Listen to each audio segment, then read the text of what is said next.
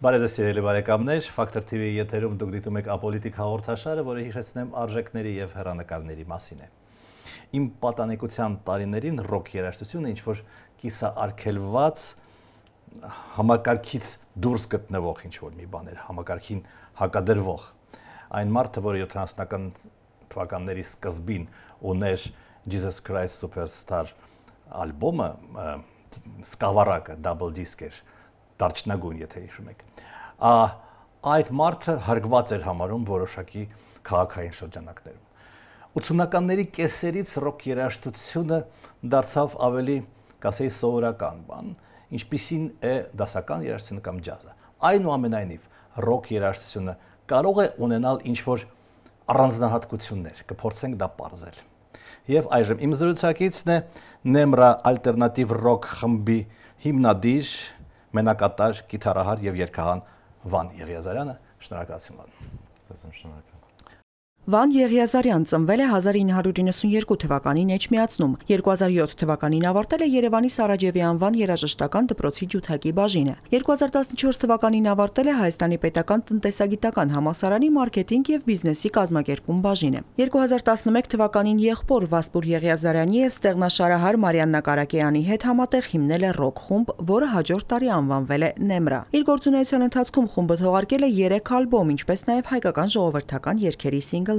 Nemra-ն ունի 40-ից ավելի հեղինակային երգեր, բազմաթիվ տեսահոլովակներ, հանդես է եկել մենահամերգներով Հայաստանի բազմաթիվ քաղաքներում, մի շարք երկրներում մասնակցել է միջազգային փառատոնների։ 2018 եւ 25 թվականներին Nemra-ն լավագույն ռոք խումբ է ճանաչվել ազգային երաժշտական մրցանակաբաշխությունում։ Խումբը համագործակցել է համաշխարհային աստղեր Սերժ Թանկյանի եւ Բրայան Մեյի հետ։ Որ ասեցի ալտերնատիվ, միանգամից հարց է առաջանում։ Ինչին ալտերնատիվ։ Ում եք դուք այլընտրանք։ Այդ ամենահարմար տարբերակն է ստեղծագործելու այն երգերը, որոնք մենք ենք ուզում, այսինքն առանց սահմանափակում դնելու, եթե կոնկրետ մի ոճի խումբ լիներ, օրինակ լիներ hard rock կամ punk,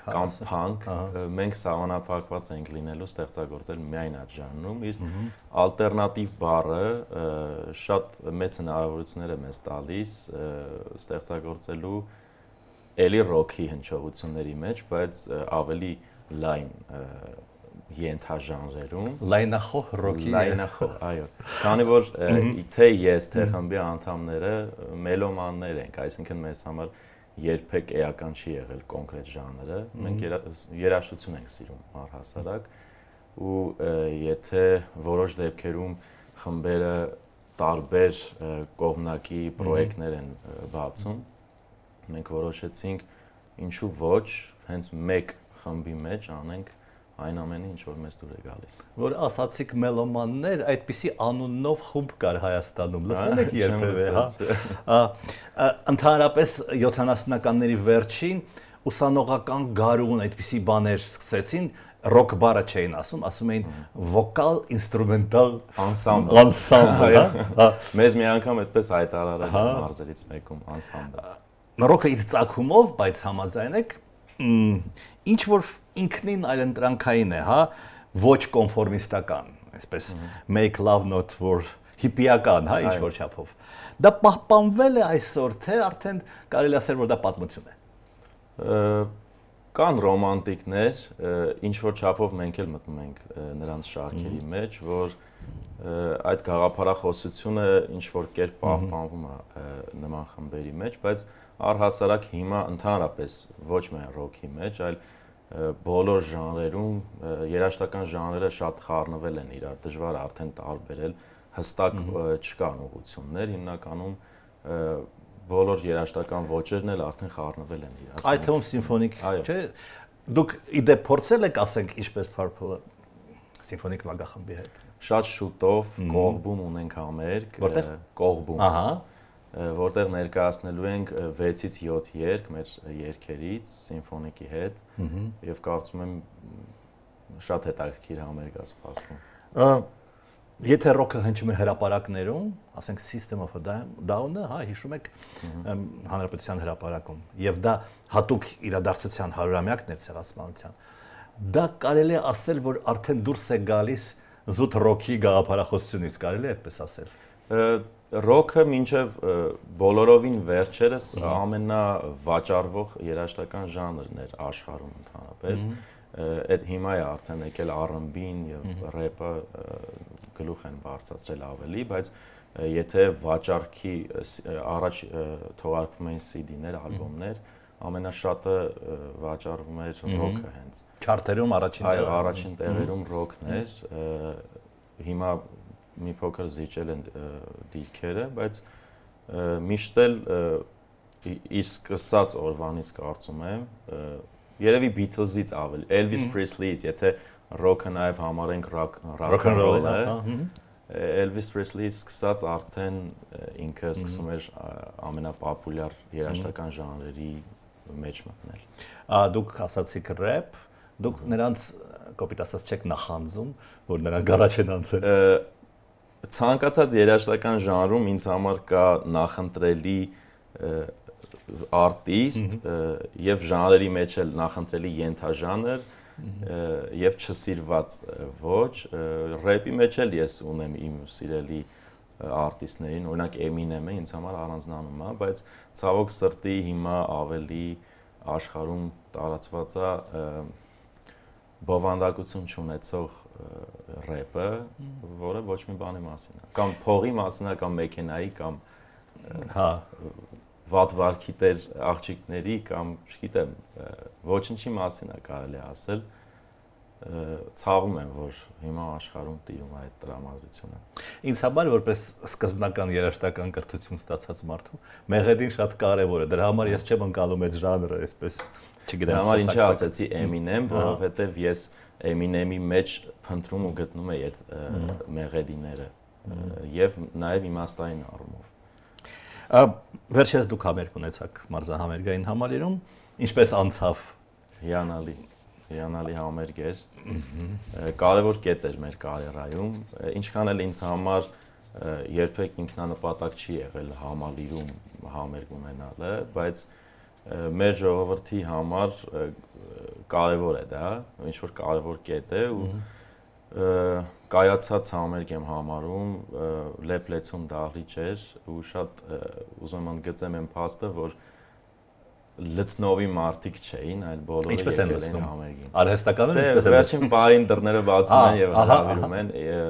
որոշ դեպքերում, իսկ մեզ մոտ ընդամենը 20 հյուր ունեինք եւ ամբողջ դահլիճը եկել էր հենց մեզ լսելու, գիտակցելով թե ուր է գալիս ու շատ ոգևորիչ է այդ փաստը։ Ասում եք առանցքային կետ է, հա, շատերի համար եւ ընկալման համար, ոնց որ դասական երաժշտը Carnegie Hall-ում ելույթ է Նյու Յորքում ունեցել, ասում ենք այս մարդը ելույթ է ունեցել Carnegie Hall-ում։ Այսինքն համալիրը դա ինչ որ բրենդ է, հա։ Հայաստանի համար այո։ Ինձ համար եթե ռոքի համաշխարհային շուկան վերցնենք, ինձ համար Wembley ստադիոնն է այդ ամենագլխավոր կետը, ավելի շատ ոգեշնչված Queen խմբի մենահամերգով առանձնահատուկ դեր է կատարում այդ ստադիոնը։ Եթե խոսենք համալիրի մասին, վերջերս բուրըն քննարկում մեղմ ասած տեղի ունեցավ դրա կապակցությամբ, չեմ ուզում այդ քննարկման մեջ խորանալ, բայց ավելի ընդհանուր հարցը դեմ։ Կան երաժշտական ժանրեր, որոնք կարող են լինել այստեղ եւ չեն կարող լինել այսիչ դահլիճում, թե այդպիսի սահմանափակումներ չկա։ Դա պետության որոշելիքն է, կարծում եմ, պետք է ցանկացած պետություն ունենա նախ իր առաջ դնի միջին վիճակագրական քաղաքացու կերպարը, ինչպիսին է պատկերացնում իր հասարակության միջին վիճակագրական քաղաքացուն։ Եթե պետությունը իր առաջ չունի նմանատիպ տեսլական կամ ինչ-որ մտքեր չունի այդ ուղղությամբ, ոչ մի խնդիր չեմ տեսնում, եթե իմ որոշելիքը լիներ նմանատիպ ժանրերը ռեստորանից դուրս չէին գա, բայց եթե նման մոտեցում չկա, էլի խնդիր չեմ տեսնում, մարդիկ ունեն լսարան, մեծ լսարան, գնում են լսում են այդ համերգը։ Իսկ ռեստորան ակումբ, դուք ակումբներում նաև նույնպես չէ ելույթ եք ունենում։ Հազվադեպ ենք ելույթ ունենում, հիմնականում մեր համերգային ձևաչափը բացօթյա համերգներն են։ Մեր երաժշտական ոճը ավելի համապատասխան է բացօթյա համերգներին, բայց ակումբներում նույնպես ունենում ենք հիմնականում ակուստիկ ձևաչափով, քանի որ տարածքը երբ փոքր է լինում, այս ռոքային հնչողությունը երբեմն շատ աղմկոտ կարող է լինի փոքր տարածքի համար, դրա համար նաև ունենք ակուստիկ սեթ, որտեղ նստած եւ ակուստիկ գործիքներով ենք ելույթ ունենում։ Մինչև Nemra-ի հայտնիանալը ակումբներով հաճախ ենք նվագել, բայց եկավ ինչ-որ շրջան, որ սկսեցինք քիչ նվագել ակումբներում։ Երբ որ նվագում էիք կամ նվագում եք, այդ դանակ պատարակաղի ձենը, չգիտեմ, ծամելու ձենը, գարեջուր խմելու ձեները ձեզ չէին խանգարում։ Հիմա բարեբախտաբար ունենք լսարան, որ գալիս է միանշանակ մեզ լսելու, այսինքն եթե անգամ նմանատիպ վայրում նվագենք, շատ զգուշ են, որովհետև արդեն գիտեն խմբի բնավորությունը, բայց սկզբերում եղել նման դեպքեր ու բեմից ես միանշանակ արձագանքել եմ, բարեախորժակ եմ մաղթել պարտադիր, համերգը այդ պահին դադարեցրել ենք, բոլորով ծափահարել ենք, իհարկե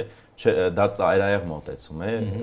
այդ ժամանակ, որ ես դա արել եմ, եղել են 18-19 տարեկան, որովհետև եթե նմանատիպ վայրում ես նվագում, բնական է, որ մարդիկ եկել են պետքա օգտվեն, բայց ես իմ մեջ այդ պայքարը կար ու առանձնահատուկ ուշադրություն էի դարձնում միշտ, մինչև մարդիկ դադարեն ու մենք սկսենք նվագել։ Իսկ եթե ավելի ընդհանուր վերցնենք միջավայրը, որտեղ ապրում է երաժշտությունը, նկատի ունեմ տեսակլիպները, դրանց մտահղացումը ձերն է, ձեր խմբին է, թե ինչ-որ հատուկ ռեժիսոր ունեք։ Տեսահոլովակների մեծ մասը, գրեթե երևի 95%-ը մեր մտահղացումն է։ Այդ առումով շատ օգնում է խմբին մեր բաս գիտարահարը, իմ եղբայրը Ազատ Վասպուրը,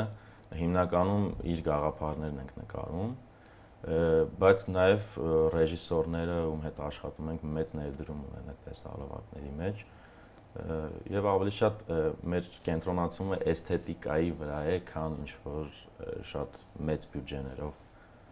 տեսահոլովակներ նկարահանելու։ Այսինքն ինչ-որ ասոցիատիվ կապեր պետք է լինեն։ Եթե դա ժողովրդական երաժշտության մշակում է, ապա պետք է լինի կուր, պետք է լինի չփխելը, բան եւ այլն, հա։ Որոշ դեպքերում լինում է, բայց ամեն ինչ այդքան տենց գծած չի։ Շատ դեպքերում իմպրովիզի վրա ենք թողնում, ուղղակի հավաքվում ենք ու տեղում ստեղծում ենք մի բան։ Այդ ոճն եմ սիրում։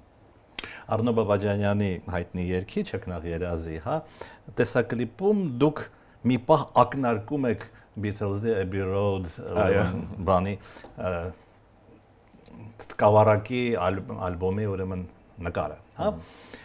Իմ համար, իմ սերնդակիցների համար այդ ակնարկը պարզ է։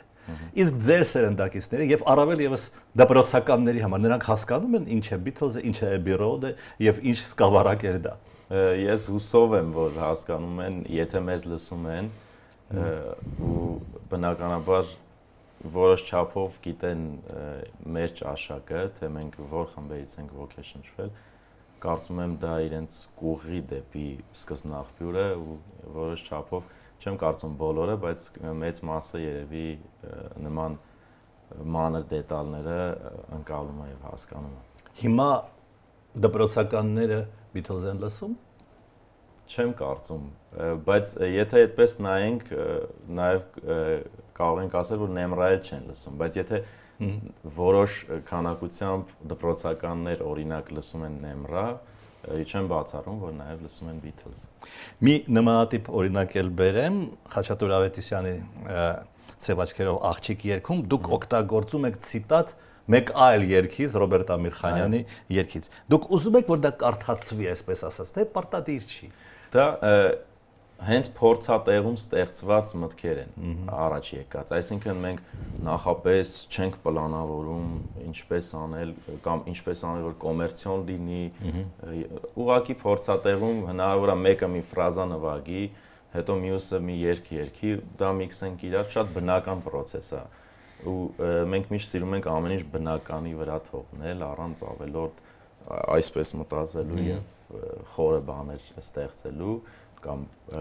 գործիքավորման ոլորտում նույնպես պատահաբար ստացված միքսերա, որ իրար հետ ստացվել է։ Ինչպես եւ Beatles-ներ, պատահում է, որ դուք վերցնում եք էստրադային հայտնի երգը, ասենք, կամ ժողովրդական երգը մշակում եք եւ ձեզ ասում են ինչպես համարձակվեցիք, փչացրեցիք եւ այլն եւ այլն։ Օրինակ հենց այս ճկնաղ երազ երգի ժամանակ շատ էի սպասում, երբ պետք է հայտնվի այդ կոմենտը։ Սկզբից մի քանի օր շարունակ չկային նմանատիպ մեկնաբանություններ, բայց վերջապես իհարկե հայտնվեցին, որ ասացին, հիմնականում ռիթմի հետ որոշ մարդիկ համաձայն չէին, որովհետև ավելի ռոմանտիկ են պատկերացնում հնչողությունը, մենք ռիթմը մի քիչ արագացրել ենք ու որոշ մարդկանց համար գուցե անսովոր էր։ Այդ երգը իդեպ շատ է մշակվել այս տասնամյակների ընթացքում, նաև տանգոյի ձևով, որտեղ եւ այդ կշտամբանքը ինձ թվում է տեղին չի։ Ընդհանրապես քննադատության մասին, հա, ես իմ սեփական փորձով գիտեմ, հա, հատկապես YouTube-յան եւ TikTok-յան հարթակներում մեկնաբանությունում ինչ ասես գրում են։ Չգիտեմ, դուք կարդում եք կամ ինչ որ մարդ ունեք, որը կարդում է, եւ եթե կարդում է, արձագանքում եք, բանի տեղ դնում եք, թե բանի տեղ չեք դնում։ Կարդում ենք, նախ փորձում ենք կարդալ ամբողջը, ինչքան հնարավոր է, որովհետեւ հետաքրքիր է ամեն դեպքում, բայց կարևորում ենք թե ոչ, կարևորում ենք այն մարդկանց կարծիքը, որոնց կարծիքը մեզ համար կարևոր է, այսինքն եթե ուղղակի մեկնաբանությունը fake edge-ի կողմից մեզ համար գոյություն չունի այդ մեկնաբանությունը, այսինքն չենք կարող մենք որևէ բացասական մեկնաբանությունից նեղվել, եթե մարդը չի ներկայանում, մարդը կամ չի ներկայանում կամ որոշակի կշիռ չունի մեզ համար, այսպես ասեմ, գոնե թե մենք իրեն չենք ճանաչում, իսկ կարող ենք մտածել երկար ու գուցե նեղսրտել, երբ այդ մարդը, ով բացասական մեկնաբանություն է գրում, որոշակի արժեք ունի մեզ համար։ Ռուս գրողներից մեկը ասել է, ես չերվոնես չեմ, որ բոլորին դուր գամ։ Չերվոնես հեն 10 ռուբլին է, բայց շատ թանկ էր ռուսական կայսրությունում։ Դուք ձգտում եք բոլորին դուր գալ։ Չէ, ընդհանրապես մենք ընդհանրապես անում ենք ուղղակի այն, ինչ որ մեզ դուր է գալիս։ Հենց ի սկզբանե մենք երբ որ խումբը ստեղծել ենք, մենք ինչ որ կոմերցիոն նպատակներով չենք ստեղծել, ուրիշ բան, որ հետո դառել է կոմերցիա ու շատ ուրախ եմ դրա համար, որ մենք կարողանում ենք դրա շնորհիվ շարունակել մեր գործունեությունը, բայց մենք ուղղակի արել ենք սա, որովհետև չենք կարող չանել։ Սա այն էր, ինչ պետք էր անել։ Դուր գալու առումով տրամաբանական հարց է ցակում։ Դուք լուրջ վերաբերվում եք Եվրատեսիլին։ Այսինքն հնարավոր է արդյոք ձայների մեծամասնությամբ որոշել, թե որ ստեղծագործությունն է արժեքավոր, որը արժեքավոր չի։ Ընդհանրապես որևէ մրցույթին արվեստի մեջ լուրջ ժյուրին է նստած ուրիշ բան, բայց եթե մասսան է, այսպես ասած, քվեարկում։ Գիտեք, կոնկրետ երաժշտության մեջ անգամ ժյուրի ներկայության դեպքում ես լուրջ չեմ վերաբերվում այդ ամեն ինչին, որովհետև ընդհանրապես դա սուբյեկտիվ երևույթ է։ Կարող է մի նոտան մի մարդու կյանքը փոխել, իսկ մյուսի համար դա աղբ լինի։ Նաև մասնագետի, նաև չգիտեմ, պրոֆեսորի համար։ Հնարավոր է, որ դասական երաժշտության մեջ մի փոքր այլ է, բայց այն ժանրի մեջ, որում մենք ենք ստեղծագործում, դա գնահատել կարող է միայն այն մարդը, ում սրտին դիպչում է դա, այսինքն ում չի դիպչում, ուղղակի պետք է անտարբեր անցնի, այս գնահատական դժվար է տալ այդ դեպքում, իսկ ինչ վերաբերում է Եվրատեսիլին, ինչպես որևէ մրցույթին, այդքան լուրջ չեմ վերաբերում, բայց երբ նայում ենք Հայաստան ներկայացնելու տեսանկյունից, ցավոք սրտի դա միակ հարթակն է միջազգային, որտեղ հայ արտիստը կարող է երևալ այս ժանրերի, նկատի ունեմ փոփ, ռոք եւ այլն, երևալ եւ գուցե եւ պրոդյուսերներ հանդիպեն այնտեղ եւ այլն, ցավում եմ, որ միակ հնարավորությունն է դա հայ արտիստներին երևալու եվրոպական շուկայում։ Այսինքն չկան ռոք երաժշտության փառատոններ, չգիտեմ եւ այլն, աշխարհում մասնակցում եք, նաեւ դափնեկիր եք դառնում եւ այլն։ Կան, բայց շատ դժվար է Հայաստանից գնալ հասնել այդ ֆեստիվալներին, քանի որ աշխարհում բազմազան են խմբերը։ Հետո բազմաթիվ խնդիրներ կան, հենց սկսած վիզայի խնդրից, օրինակ, Ամերիկայի ֆեստիվալներին, հետո պետք է տեղում բնակվես, դա շատ կարևոր է, եթե այդքան մեծ ծախսեր ես անում, ոչ մի ֆեստիվալ քեզ չի կանչելու, քանի որ պաշտում են քո խումբը հայկական ինչ-որ խմբի ու ապահովեն ամբողջ ծախսերը, ճանապարհածախսը, քո մնալը, բայց եթե այնտեղ լինես, հնարավոր է եւ մասնակցես բոլոր ֆեստիվալներին։ Ճիշտ ասած, ինչ վերաբերում է Եվրատեսիլին, 2006 թվականից չեմ դիտում, այն ժամանակ ֆիննական մի հատ խումբ էր, ռոք խումբ էր, որը Rock Alleluia երգեր, ինչ-որ սատանիստական իմ տեսակետից սատանիստական ինչ-որ շեշտերով, եւ դա հաղթեց, դա ինձ համար չափանիշ է, այսպես ասած, հա։ Դե հիմա ավելի սարսափելի է ամեն ինչ։ Այդ չեմ նայում, չգիտեմ։ Ահա։ Բայց չգիտեմ, ինձ անհետաքրքիր է արդեն այդ ամեն ինչը, անկեղծ ասած։ Մենք մեր կարծիքներն այստեղ համընկնում են։ Դուք ձեզ անվանում եք հայկական ռոք խումբ, ռոքի համար ազգություն գոյություն ունի, ձեզ համար նշանակություն ունի, որ Սերժ Թանկյանը հայ է։ Մեծ նշանակություն ունի, քանի որ System of a Down-ը մեծ ազդեցություն ունեցել մեզ վրա, առաջին հերթին իհարկե երաժշտական առումով, բայց նաև որ իրենք հայեր են։ Սկզբից ես երբ դիտել եմ վիդեոները լայվ համերների, իրենց կենթանի համերների, չեմ էլ իմացել, որ խմբի մյուս անդամներն են հայ, երբ մենք փոքր էինք ու հայկական դրոշը երբ որ ծածանվում էր իրենց բոլոր համերներին ու համերների ընթացքում հայկական հայերեն լեզվով ինչ որ բաներ էի լսում թե ասենք Դարոնի կողմից գիտարահար, թե Շավոյի բասիստի կողմից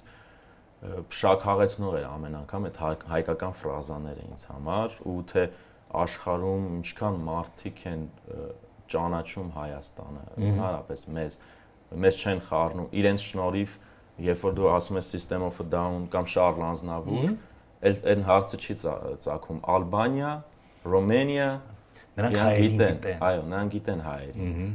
Ու այդպիսի արտիստներին, այդպիսի մարդկանց երևի մի ձեռքի մատերի վրա չես հաշվի, այդքան քիչ են աշխարհում։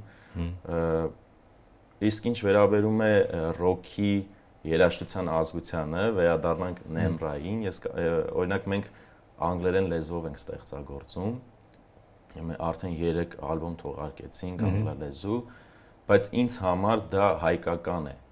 այսինքն ընտրված լեզուն միջազգայինն է, բայց դա հայկական արտադրանք է, հայ մարդու կողմից ստեղծված, հայկական իրականության մեջ ստեղծված։ Եթե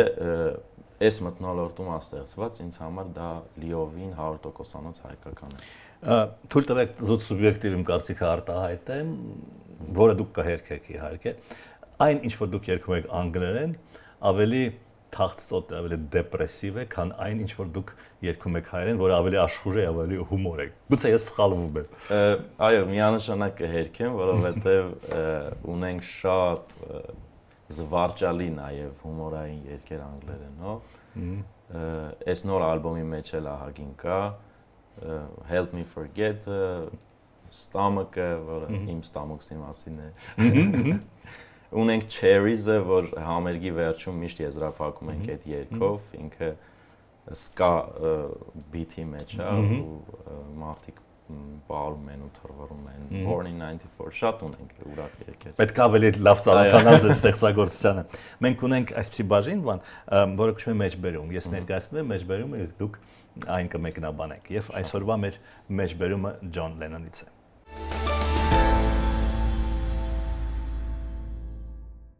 Ես հավատում եմ ամեն ինչին, քանի դեռ չի հերքվել։ Այդ պատճառով ես հավատում եմ փերիներին, առասպելներին, վիշապներին։ Ամեն ինչ գոյություն ունի, նույնիսկ եթե դա ձեր մտքում է։ Ով ասաց, որ երազանքներն ու սարսափները նույնքան իրական չեն, որքան հիմա ու այստեղ տեղի ունեցող իրադարձությունները։ Ասել է Ջոն Լենոն։ Հիմա հարց։ Մենք բոլորս ունենք մեր երազանքները եւ սարսափները։ Հարցը թե որքան ենք մենք դրանք իրական համարում։ Եվ այդ հարցը իհարկե արվեստի հետ անմիջական կապ ունի։ Նախ ասեմ, որ Ջոն Լենոնը իմ ամենասիրելի ստեղծագործողն է այս ժանրի մեջ։ Չնայած անգամ իմ ամենասիրելի արտիստներին ես միևնույն է վերաբերում եմ որպես սովորական մարդու ու այնպես չի, որ իրենց բոլոր ասածները հալածյուղի պես են ընդունում, բայց կոնկրետ այս մտքի հետ համաձայն եմ, ես էլ եմ հաճախ մտածել, որ մարդու ուղեղում ինչ ծագում է, իրականություն կարող է լինել։ Դեռ այն ժամանակ, երբ Ջոն Լենոնը սա ասել է, այդքան ակտուալ չէր, այդ թեմաները չեն քննարկում, ինչքան հիմա, որ արդեն շրջանառության մեջ է դրվում, որ մենք բոլորս կարող ենք ապրել, կարող ենք սիմուլյացիայի մի մասը կազմել, այսինքն եթե մենք ստեղծել ենք մի խաղ, որտեղ հերոսին տվել ենք որոշակի ընտրությունների հնարավորություն ու այդ խաղի մեջի հերոսը արդեն ինքն էլ ստեղծել է եւս մի խաղ, ինչքանով է հավանական, որ մենք հենց այդ առաջինն ենք ով ստեղծել է այդ խաղը։ Այսինքն մարգարեական են կարելի ասել Լենոնի այդ խոսքերը։ Հիմա ավելի քան համաձայնվել պետք է այս մտքի հետ։ Այնտեղ ուղղակի ինքը ասում է համաձայնեմ այն ամեն ինչի հետ, ինչը դեռ չի հերքվել։ Ես նաև կարծում եմ, որ ինչը որ հերքվել է հնարավոր է եւ գոյություն ունենա։ Եվ արվեստում այդ իրական ոչ իրականը, հա, այդ ֆանտազիաները ինչպես են արտացոլվում։ Ընդհանրապես ստեղծագործելիս այդ գիծը իրականության եւ ֆանտազիայի երբեմն խառնվում է իրար, թեկուզ մեր օրինակով վերցնեմ, եթե մենք ինչ-որ մի իրադարձություն ենք ապրում ու ցանկություն առաջանում գրել դրա մասին, երբեմն դա այնքան է մեր ուղեղում զարգացում ունենում, որ քիչ-քիչ արդեն ֆանտազիայի ժանրի է հասնում, այսինքն չափազանցության է հասնում ու կարծում եմ այդ առաջին կետն է, այդ մակերեսային վիճակից ավելի բարձր գտնվելու համար ու երբեմն ֆանտազիաները մեզ օգնում են ավելի պատկերավոր, հոգևոր աշխարհը ավելի պատկերավոր ներկայացնել։ Եվ մեր վերջին բաժինը, որը կոչվում է հայացք ապագային։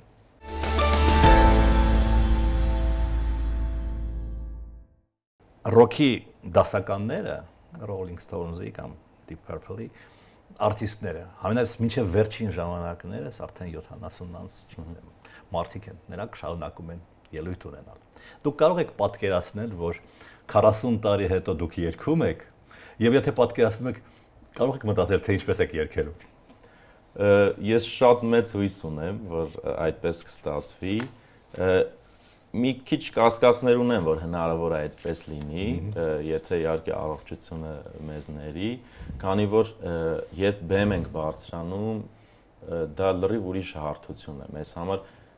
կյանքից կտրված մի հատված է, այսինքն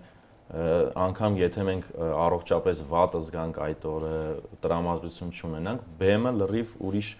կարծես ուրիշ կյանքի մեջ մտնենք, ու ես հույս ունեմ, որ դա 40 տարի հետո էլ հնարավոր կլինի զգալ, իսկ թե մենք ինչպիսին կլինենք, հուսով եմ նոր երգեր կերգենք, ամենակարևորը, այսինքն չենք մնա միայն այս մինչև հիմա ստեղծված բազայի վրա, մենք ունենանք սիրված նոր երգեր այդ ժամանակին համապատասխան, մեծ հույսեր ունեմ։ Շնորհակալություն հետաքրքրության համար։ Սիրելի բարեկամներ, ես հիշեցնեմ, որ ես զրուցում էի Nemra ալտերնատիվ ռոք խմբի հիմնադիր, մենակատար, գիտարահար եւ երգահան Վան Եղիազարյանի հետ։